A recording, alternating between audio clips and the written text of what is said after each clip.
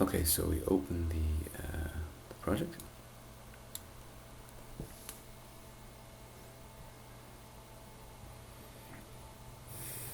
I'm just going to make the mask visible by using the menu over here. Show the masses. There they are. Press the corner of the view cube so we can see the whole thing. And now I'm going to duplicate this view so we can give it a name. Now I want to do an insolation study, a sunlight incident study, so I'm just going to rename this. I'm going to call it Incident Sunlight Annual, because I'm going to do a cumulative study of the amount of energy falling on the building. I'm going to do multi-day, and down here we've got the option for 1 year solar study, which is perfect. Change it to sunrise to sunset and apply, and might disable it. Just disable that message again.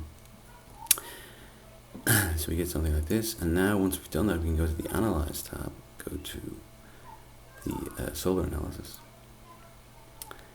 and just modify these options in here. Make sure we change it to watt hour per meter squared, otherwise in Scandinavia we won't get anything. And choose the type and just update it. So what Revit is generating now is a calculation of all the incident sunlight on the buildings over the course of the year. It also generates this little key down here. I'm just going to turn up the scale to 1000 so we can see it. I'm going to move that into place.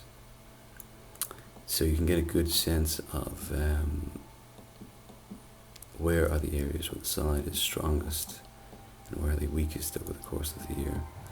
And let me just take those shadows off so we can see it clearer. And you can use that to do design options on your building. So let's just set up the sheet here for this before we do the second solar panel study.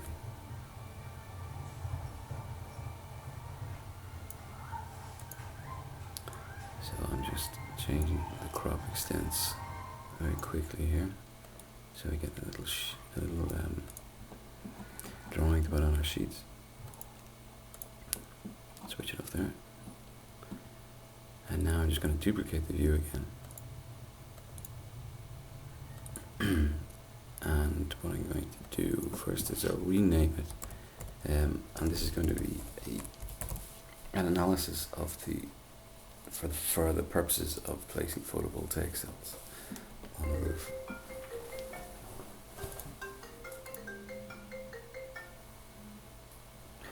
So 1 year, it's already set up to go, but it's just selective.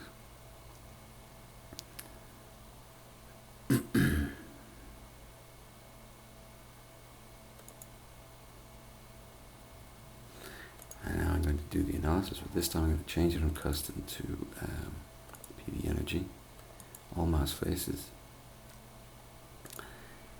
And again, make sure you don't choose the kilowatts option. In Scandinavia, we don't get kilowatts. Excuse me. And so here we can see, we probably need to switch off the crop box to find the key indicator. So there it is there. Just move it over here again. Switch the crop box back on. And now we can see that where the ideal situation will be for for the placement of photovoltaic cells. So Revit is calculating the optimum angle and position, and you can see that really, because the only slope roof we have in here is the central building, that's the one that has the optimum angles. So now I'm just going to put all these on a sheet, give it a name,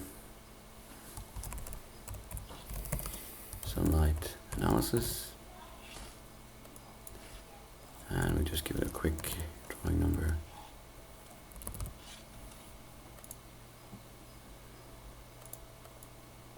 And just drag the various studies across.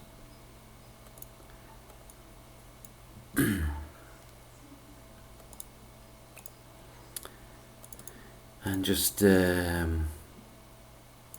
get them all lined up so they look kind of graphically together on the sheet. I'm just going to modify these title types, change it to without line, and then we can just move the text into position like that.